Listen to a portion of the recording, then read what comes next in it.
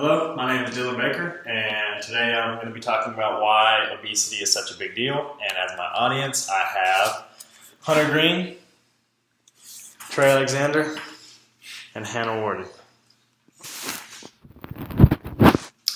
I would like to start my speech off by saying when I was a young boy, I actually was obese. I weighed 155 pounds in the third grade, and I was about 4'7". I made a lot of unhealthy decisions, and it affected me very emotionally and physically, and I wasn't able to keep up with a lot of kids. But I was able to get out of that, thankfully, but it is a hard thing for a lot of people to break. So now I would like to ask you a question. Imagine yourself in 30 years. Where do you see yourself? Probably somewhere along the lines of the American dream or with some form of happiness. I don't think many people would like to think of themselves in a hospital bed or maybe not able to function like a normal human being. But as sad as the reality is that's a real thing for a lot of people. And actually today, 69% of all adults are obese and do struggle with these things every single day.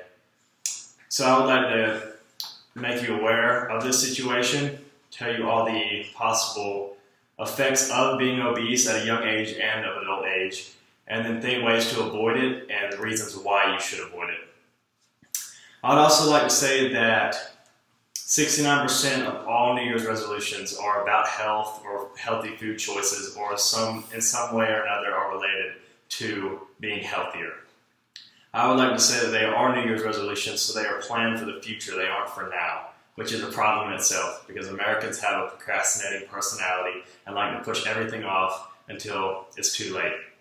And that's a huge problem with obesity because the longer you are obese, the more your chance for these health factors come into play. So I would like everyone just to think about if they were obese and they waited till next year, would they be as motivated as if they were going to become healthier right now? Because childhood obesity is a huge thing. And many parents think, oh, it's just baby fat and they'll get rid of it later, which is what my parents told me. And luckily, I did get rid of it, but for many people, it stays with them and it becomes a lifestyle for them.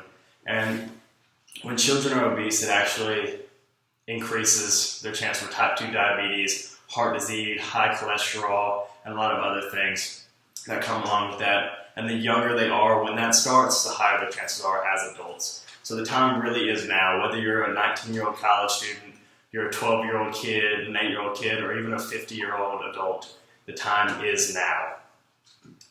Each year, more and more connections are being made between obesity and life-threatening diseases. Diseases such as heart disease, stroke, osteoarthritis, type 2 diabetes, gout, sleep apnea. These things aren't all technically fatal. Things such as gout and sleep apnea, which affect sleep and function, will lead to your chance of staying obese more positive.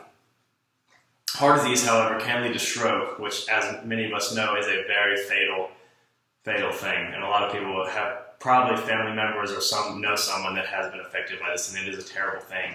And by lowering obesity rates and making a healthier America, we can truly lower this rate of stroke and lower the amount of people that are being hurt by this. And then another degenerative disease that comes from obesity is osteoarthritis, which is even more common in women that are obese, but also it can happen in men, which is a degenerative form of arthritis, which basically wears and tears at your bones. And when you're obese, your knees are very affected by that because they're constantly taking on more and more weight.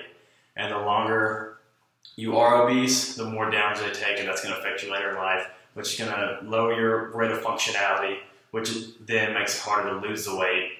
So you're basically just caught in a never-ending cycle. And if you don't get out of this and don't start making healthy decisions, it's gonna affect you later in life, if it already hasn't. And I would also like to just clarify that there are resources to be healthy. We have those resources and they are very available. It's just our decision whether to take them or not. Doctors have proven that patients that regularly visit them are 19% less likely, 19% more likely to be healthier in their life. This is such a small thing that we can do just to ensure healthiness. Also, Google is at our fingertips at all points in time. You can Google what's healthy and what's not, and there are all kinds of studies that show you what to eat and what not to eat, and what lowers heart disease and high cholesterol. And there are plenty of workout videos online that you can do. And all you really have to do is exercise daily, make some healthy decisions, and at the same time, you need to treat yourself. Because if you don't treat yourself, you are going to want to quit that diet. You can't really stop cold turkey. You have to ease your way into it. Eventually, it will become a lifestyle, and it will become easier, and you will lose the weight, and it is possible. I'm a living witness that you're likely to be changed by losing that weight. Because I don't know where I'd be if I was still obese, as far as my health and personal level. And I would like to end with a quote by Plato that says, lack of activity destroys the good condition of every human being, while movement and physical exercise saves and preserves it. So I want to warn you and advise you to save and preserve your life, because it is important, and obesity is a real thing we struggle with. So thank you for listening.